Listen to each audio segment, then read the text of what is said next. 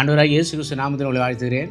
1 யோவான் 1:3 இந்நாட்களிலும் இயேசுவோடு ஐக்கியமாகும்படி என்னை கண்டவன் பிதாவை கண்டான் என்று ஆண்டவர் இயேசு கிறிஸ்து சொன்னது போல நாம் ஆண்டவரோடு ஐக்கியமாகும் போது பிதாவோடு நாம் ஐக்கியமாகிறோம் என்பது அதில் விளங்குகிறது. பிதா இல்லை என்றால் இயேசு இல்லை, இயேசு இல்லை என்றால் பரிசுத்த ஆவியானவரும் இல்லை. பிதா, குமாரன், பரிசுத்த ஆவி என்று நாம் வகைத்து அவர்களை ஆராதிக்கிறோம். பிதாவை நாம் காண முடியாது, ஏனென்றால் அவரை பார்த்து ஒருவனும் உயிரோடு இருக்கவும் முடியாது. ஆனால் குமாரன் சொல்லுகிறார், ஆண்டவர் இயேசு கிறிஸ்து சொல்றார், பிதாவை ஒருவனும் ஒரு காலமும் கண்டதில்லை குமாரனை தவிர.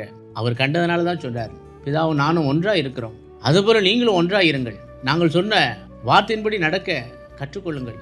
இந்நாட்களிலும் ஆண்டவர் இயேசு கிறிஸ்துவை ஏற்றுக்கொண்டு அண்டு சராசரியை உருவாக்கின பிதாவோடு ஒரு ஐக்கியம் வைத்து நாம் ஆண்டவரை அறிந்து கொள்ள அது நமக்கு ஏதுவாக இருக்கும். ஆண்டவர் உங்களை ஆசீர்வதிப்பார், நிச்சயம் ஆசீர்வதிப்பார். ஆண்டவர் இயேசு கிறிஸ்துவோடு நாம் இணைவோம். பிதாவின் ஆசீர்வாதம் நமக்கு கிடைக்கும்படி ஆண்டவர் இயேசு கிறிஸ்து மூலமாய் நாம் பிதாவின் ஆசீர்வாதத்தையும் பெற்றுக்கொள்வோம். ஆண்டவர் உங்களை ஆசீர்வதிப்பாராக. ஆமென்.